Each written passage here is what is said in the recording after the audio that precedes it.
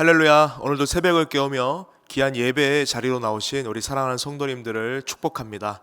우리 함께 사도신경으로 우리의 신앙을 하나님 앞에 고백하시겠습니다.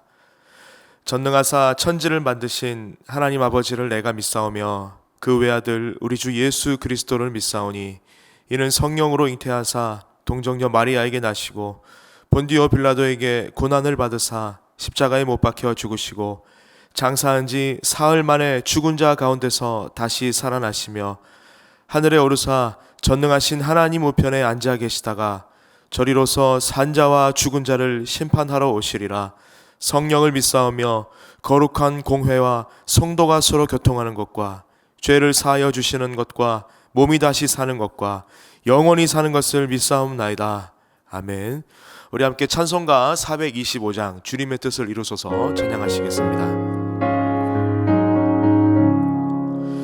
주님의 뜻을 이루소서 고요한 중에 기다리니 진흙과 같은 날 빚으사 주님의 형상 만드소서 주님의 뜻을 이루소서 주님 발 앞에 엎드리니 나의 맘속을 살피시사 눈보다 희게 하옵소서 주님의 뜻을 이루소서 병들어 몸이 피곤할 때 권능의 손을 내게 비사 강건케 하여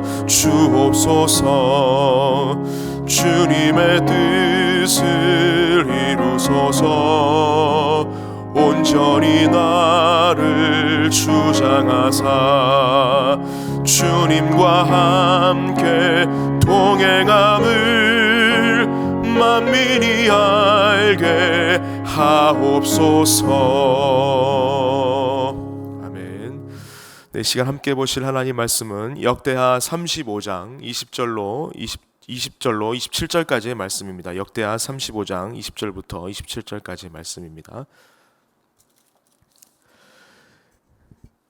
이 모든 일 후 곧 요시야가 성전을 정돈하기를 마친 후에 애굽 왕 느고가 유브라데 강가에 갈그미스를 치러 올라왔으므로 요시야가 나가서 방비하였더니 느고가 요시야에게 사신을 보내어 이르되 유다 왕이여 내가 그대와 무슨 관계가 있느냐 내가 오늘 그대를 치려는 것이 아니요 나와 더불어 싸우는 족속을 치려는 것이라 하나님이 나에게 명령하사 속히 하라 하셨은즉 하나님이 나와 함께 계시니 그대는 하나님을 거스르지 말라 그대를 멸하실까 하노라 하나 요시야가 몸을 돌이켜 떠나기를 싫어하고 오히려 번장하고 그와 싸우고자 하여 하나님의 입에서 나온 느고의 말을 듣지 아니하고 무기또 골짜기에 이르러 싸울 때에 활 쏘는 자가 요시야 왕을 쏜지라 왕이 그의 신하들에게 이르되 내가 증상을 입었으니 나를 도와 나가게 하라 그 부하들이 그를 병거에서 내리게 하고 그의 버금 병거에 태워 예루살렘에 이른 후에 그가 죽으니 그의 조상들의 묘실에 장사되니라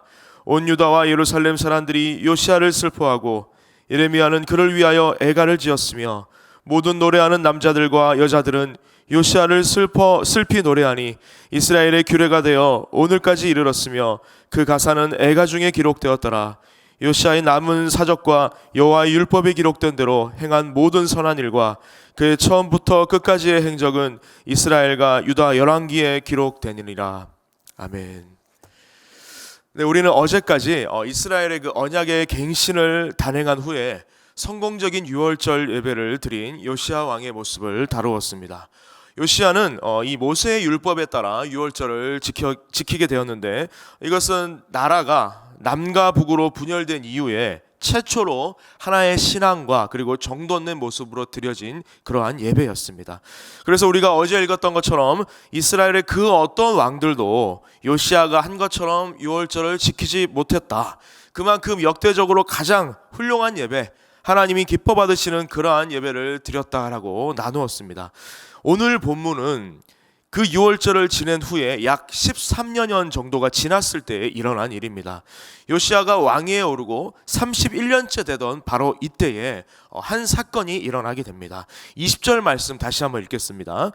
이 모든 일 후 곧 요시야가 성전을 정돈하기를 마친 후에 애굽 왕 느고가 유브라데 강가에 갈그미스를 치러 올라왔으므로 요시야가 나가서 방배하였더니, 자, 유월절 절기를 잘 지켜내고 13년이 지난 후에 애굽 왕의 느고라는 사람이 이 바벨론과 싸우기 위해서 유다 땅을 통과하려고 합니다. 느고 왕이 유다 땅을 통과하려고 하는 시점이죠. 여기에서 우리가 역사적 배경에 대한 설명이 조금 필요할 것 같습니다. 당시 근동 지역은 군주국들이 계속해서 바뀌고 있는 그러한 진통을 겪고 있던 시절이었습니다. 지난 200여 년 정도 동안 국제적 이 무대에서 초강대국으로 군림해 왔던 아수르가 서서히 쇠퇴기를 맞이하고 있던 때였죠. 이때를 틈타서 이제 바벨론이 치고 올라오는 것입니다. 바벨론이 동쪽에서부터 이 아수르의 영토 하나하나를 정복하기 시작을 합니다. 아수르의 수도를 비롯한 중심 도시인 니느웨까지 이제 정복이 당하고 있었던 시절이었습니다. 아수르에게는 그야말로 절대절명의 위기의 순간이 찾아오게 된 것이죠. 그때 애굽 왕 느고가 이제 나타나게 됩니다. 느고는 이 아수르를 돕기 위해서 큰 군대를 이끌고 유브라데 강 갈그미스 쪽으로 진군하고 있었습니다. 우리가 조금 전에 읽었던 이 21절에 나오는 갈그미스에서 이 아수르와 바벨론군이 이제 전투를 벌이고 있던 그러한 상황이었습니다. 그래서 그 지역을 지나가게 된 것이죠. 느고가 아수르를 지원한 데에는 다 이유가 있었습니다. 이제 이 신흥 강국으로 떠오르고 있던 바벨론이 아수르와 싸워서 완전히 승리하게 되면 애굽에게도 엄청난 이제 위협이 될 수 있었고, 동시에 애굽도 이번 기회를 통해서 근동 지역의 군주 국가로서 어떤 입지를 다지고자 하는 어떤 그런 야심이 있었다라는 것이죠. 그래서 애굽 왕 느고는요, 아수르 군대와 연합을 해서 이 바벨론의 그 남하 정책을 지금 저지하려고 하고 있는 그 모습을 보이고 있는 것입니다. 근데 이 느고 왕이 가려고 하는 그 갈그미스는 이스라엘 땅이었던 무깃도를 지나가야만 했습니다. 무깃도는 여러분 갈멜산 남쪽에 위치한 성읍이었고, 이 갈멜산 남쪽에 위치한 성읍, 즉 교통과 어떤 그런 군사적 전략상으로 정말 중요한 위치에 있던 그런 요충지였습니다. 요시야는 지금 그 무깃도에서 이 애굽 느고의 이 길을 막아서고 있었던 것이죠.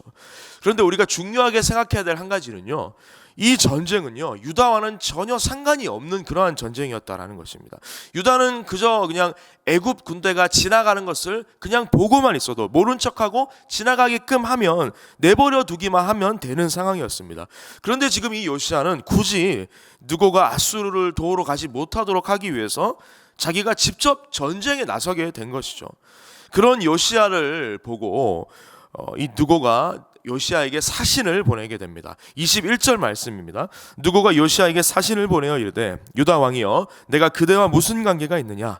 내가 오늘 그대를 치려는 것이 아니요 나와 더불어 싸우는 족속을 치려는 것이라. 하나님이 나에게 명령하사 속히 하라 하셨은즉 하나님이 나와 함께 계시니 그대는 하나님을 거스르지 말라.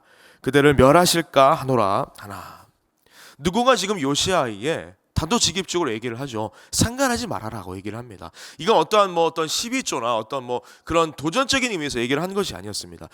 풀이를 하면 이렇습니다. 우리는 지금 너희 유다를 치려고 온 것이 아니라 우리와 싸움이 벌어진 그 바벨론을 치려고 내가 나서고 있다. 그리고 중요한 건 너희가 믿는 하나님이 나에게 속히 가라고 명하셨다. 그렇기 때문에 하나님이 지금 나와 함께 계신다. 그러니까 하나님께 네가 멸망을 당하지 않고 싶거든 하나님을 거역하는 일을 어서 멈추어라. 쉽게 풀이하면 이렇게 지금 느고가 요시야에게 얘기를 하고 있는 것이죠. 근데 요시야는 이 말을 철저히 무시하고 결국 전쟁에 참여하게 됩니다. 그리고 요시야는 결국 활에 맞아서 죽게 되죠. 우리가 지금까지 나누었던, 우리가 알고 있던 그 요시야, 그 하나님께 인정받았던 그 선한 왕, 그 요시야와는 너무나도 다른 모습에 우리는 적잖은 충격을 느끼게 해주는 그런 대목입니다. 하나님 보시기에 그렇게 선한 왕으로 인정받고 하나님의 마음을 가장 기쁘시게 해드렸던 그 사람의 말로가 뜻하지 않게 지금 너무나도 비참하고 황당하기에 그지없게 그려지고 있습니다. 도대체 무엇이 요시야를 이렇게 만들었던 것일까요? 우리는 오늘 이 요시야의 모습을 통해서 분별력 있는 신앙이란 무엇인가, 그것을 우리가 좀 더 알고 우리 삶 가운데 적용하는 시간을 좀 가져볼까 합니다. 사실 현실적으로 봤을 때만 해도 유다군은요, 이 애굽 군대의 적수가 되기에는 터무니없이 부족한 그러한 상대였습니다. 규모도 작았을 뿐더러 모든 면에서 애굽에게 열세였던 것이죠. 한마디로 처음부터 무모한 싸움이었다라는 것입니다. 그리고 중요한 건 이 느고가 유다 너희하고는 전혀 싸울 마음이 없다, 그냥 지나가게끔만 해다오, 하나님이 우리에게 말씀하셨다, 그러니까 하나님이 말씀하신 거니까 그대로 그 뜻을 거스르면 안 된다, 이렇게 말을 하고 있다라는 것입니다. 근데 요시야는 철저히 무시하고 전쟁에 뛰어들게 됩니다. 물론 요시야의 심정이 아주 이해가 되지 않는 것은 아닙니다. 왜냐하면 아까도 말씀드렸지만 이 아수르라는 나라는 이미 쇠락의 시기에 접어들고 있었고, 또 이 틈을 놓치지 않았던 이 바벨론은 아수르와 계속해서 전쟁 중에 있었습니다. 아수르는 지금 이 바벨론에 대항하여 싸우느라 이 가나안 지역에 신경을 쓸 겨를이 전혀 없었었죠. 그래서 지금 이 유다라고 하는 나라는 의도치 않게 아수르의 간섭을 받고 있지 않는 아주 평화로운 그러한 상태였던 것입니다. 근데 만약에 애굽이 이 전쟁에서 이기게 되면 어떻게 되겠습니까? 유다는 다시 아수르나 애굽의 통제 아래 놓여 있을 수 있는 그런 현실을 맞이하게 되겠죠. 여하튼 여러 가지로 요시야의 입장에서는 국제 정세가 좀 되게 답답해 보이고 뭔가 힘들어 보이는, 뭔가 내일 일을 알 수 없는 그런 두려움이 있을 것 같다라는 생각도 해보게 됩니다.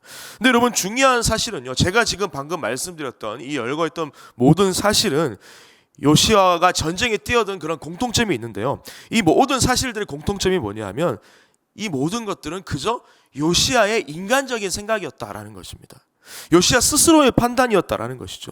우리가 지난 목요일에 역대하 34장을 나누면서 하나님이 요시야에게 해주신 말씀이 있습니다. 역대하 34장 28절 말씀을 다시 한번 읽겠습니다. 그러므로 내가 내게 너의 조상들에게 돌아가서 평안히 묘실로 들어가게 하리니 내가 이곳과 그 주민에게 내리는 모든 재앙을 내가 눈으로 보지 못하리라 하셨느니라. 요시야한테 네가 살아있는 동안은 재앙을 눈으로 보지 못하게 할 것이다, 하나님 지금 분명히 요시야에게 약속을 하셨죠. 근데 지금 요시야는 그 약속의 말씀을 기억하지 못하고 있는 것입니다. 그런데 하나님은 이 상황에서도 다시 한 번 더 요시야에게 말씀하시죠. 바로 느고의 입을 통하여 말씀하고 계십니다. 21절 중간에 나오는 말씀을 우리 다시 한번 읽겠습니다. 하나님이 나에게 명령하사 속히 하라 하셨은즉 하나님이 나와 함께 계시니 그대는 하나님을 거스르지 말라, 그대를 멸하실까 하노라.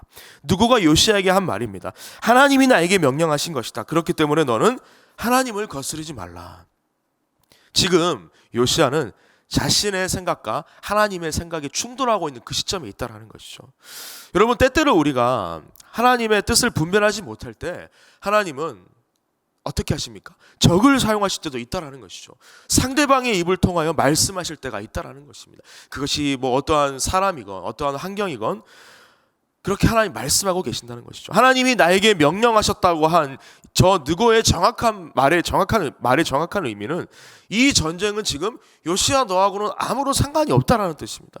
그리고 하나님을 거스르지 말라고 하는 이 말의 뜻은요, 하나님을 대적하지 말라라는 그러한 신앙적 의미도 포함되어 있다는 것이죠. 그럼에도 불구하고 요시야는 지금 자신의 생각대로 몸을 돌이켜서 전쟁에 참여하고 있다, 우리에게 기록하고 있죠. 하나님을 대적하는 행위를 하고 만 것입니다. 지금 요시야는요, 내 안에 좋은 생각과 하나님의 뜻을 분별하지 못하고 있습니다. 사랑하는 여러분, 저와 여러분은 어떠하십니까? 이것을 우리에게 좀 적용을 했으면 좋겠는데요, 하나님의 뜻을 우리가 때로는 거스르면서 마치 그것이 하나님의 뜻인 양 착각하며 살 때가 있다는 것이죠. 우리는 나를 향한 하나님의 그 세밀하고 섬세한 그 세세한 계획을 알지 못합니다. 알 수도 없지요. 우리 마음의 간절하고 그 강력한 바람이 하나님의 뜻일 거야 라고 우리가 치부하며 살 때가 있다는 것입니다. 그리고 내가 그렇게 되는 것이, 내 안에 좋은 생각대로 되어지는 것이 결국 하나님의 영광을 위한 일이고 하나님의 선하시고 놀라운 뜻이다라고 우리가 그렇게 우리의 생각을 하나님의 뜻으로 전가해 버릴 때가 많다는 것입니다. 그래서 당장 내 눈에 내 생각과 내 뜻에 그것이 정말 불편하거나 옳지 않으면 이것이 하나님의 뜻이 아닐 거다 라고 생각하는 그러한 습성이 우리에게 보일 때가 참으로 많이 있습니다. 그래서 우리는 여러분, 내 입장이 아니라 하나님의 입장에서 그 모든 것들을 선택하고 판단해야 된다는 것이죠. 내가 이 선택을 했을 때, 내가 이렇게 행동했을 때 하나님의 입장에서 이것이 얼만큼 유익이 되겠는가, 우리가 그것을 생각해야 된다는 것입니다. 사랑하는 여러분, 하나님의 뜻과 내 안에 좋은 생각을 분별하는 은혜가 오늘 우리에게 있기를 주님의 이름으로 축복합니다. 자, 그렇다면 하나님의 뜻을 분별하기 위해서 우리는 어떻게 해야 되겠습니까? 여러분, 이 전쟁이라고 하는 것은, 특히 고대 근동에서 전쟁이라고 하는 것은 정말 그 어떤 것보다 중요한 일이었습니다. 온 민족의 생사가 달려있는 그러한 것이었죠. 그러면 여러분이 만약에 왕이라면 이 전쟁을 시작하기 전에 어떻게 해야 되겠습니까? 무엇부터 가장 먼저 해야 될까요? 역대하 34장 21절 상반절 말씀입니다. 이 발견한 책의 말씀에 대하여 여호와께 물으라. 우리가 지난 시간에 읽었던 말씀이죠. 지난 목요일에 요시아가 성전에서 율법책을 발견하고 나서 맨 처음으로 했던 게 뭐라고 했습니까? 그것을 어떻게 했다고 했죠? 내가 어떻게 이 말씀 어떻게 해야 되는지 하나님께 물었다라고 했습니다. 하나님을 보는 사람의 본질적인 단계 두 번째 조건으로 다루었던 기억이 있습니다. 하나님 앞에 지금 이 상황을 가지고 나아가야 됩니다. 주님, 내가 이러이러한 상황인데 내가 어떻게 하는 것이 맞겠습니까? 이렇게 물어야 된다는 것이죠.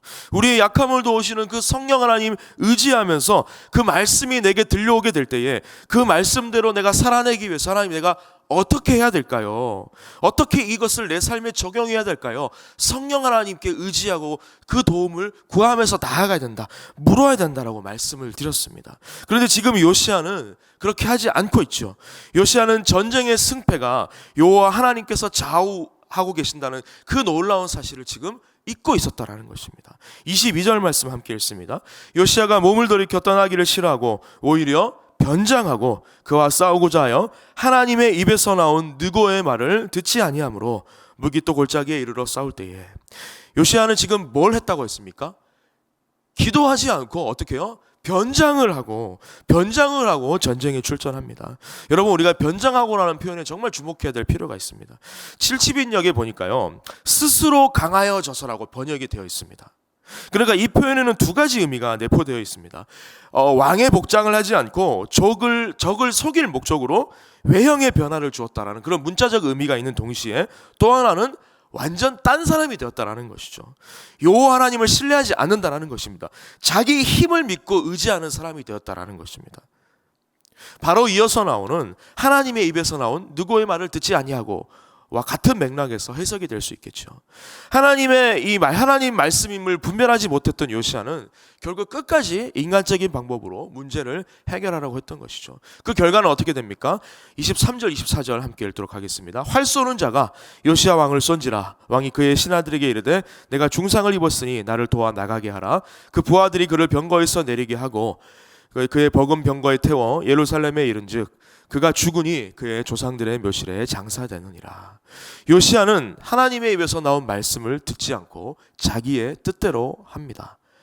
아까 하나님을 거스린다라고 하는 것은 하나님을 대적한다라는 거고 하는 것과 동일한 뜻이라고 말씀을 드렸습니다. 결국 하나님을 대적하여서 변장하여 싸우다가 비참하게 죽게 되는 그러한 결과를 초래하게 만 것이죠. 여러분, 하나님을 대적하여서 하나님과 싸워서 이길 수 있는 사람이 있겠습니까? 요시아는 평생 하나님을 사랑하고 그 말씀에 철저히 순종하는 삶을 살았던 정말 선하고 착한 그리스도인이었지만, 마지막 이 사건 앞에서는 하나님의 음성을 분별하기에는 너무나도 영적인 판단이 흐려져 있습니다. 마치 그의 할아버지였던 히스기야가 평생 신실하게 살다가 한순간에 교만해져서 하나님을 거역했던 것처럼 말입니다. 한마디로 결정적인 순간에 믿음이 없는 자처럼 되어버렸다라는 것이죠. 역대기 저자는 이러한 요시아의 예를 통해서 믿음의 삶에서 방심은 절대 금물이다라는 사실을 우리에게 강조하고 있습니다. 사랑하는 여러분, 우리도 마찬가지입니다. 오늘 이 말씀은 우리에게 큰 충격으로 다가옵니다. 여러분, 우리도 결정적인 그 순간에 믿음 없는 자처럼 행동했던 적이 얼마나 많이 있습니까? 한순간의 위기 모멸과 한순간의 유익을 통하여 그것이 마치 내 인생의 전부가 된 것 마냥 그렇게 하나님을 속이며 살아왔던 때가 얼마나 우리 삶에 많았던지 우리가 돌이켜 회개하는 그 은혜가 있기를 주님의 이름으로 축복합니다. 그렇게 되기 위해서는 우리는 늘 하나님을 의식해야 됩니다. 그리고 늘 하나님을 의지해야 됩니다. 그리고 영적으로 항상 민감하게 깨어있어 하나님의 뜻을 분별할 수 있는 그러한 내가 될 수 있도록 더욱 간절히 기도해야 될 것입니다. 여호와께 물으라.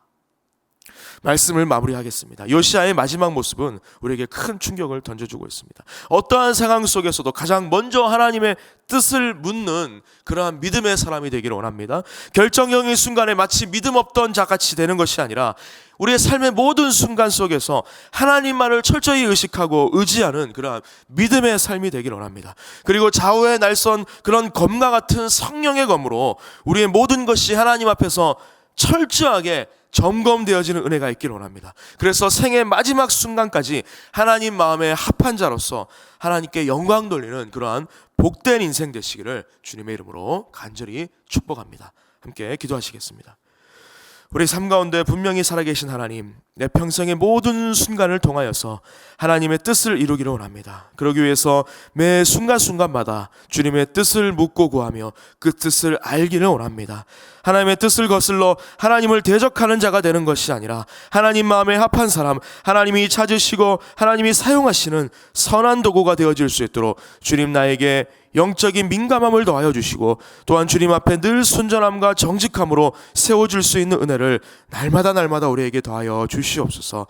예수님의 이름으로 기도드립니다. 아멘.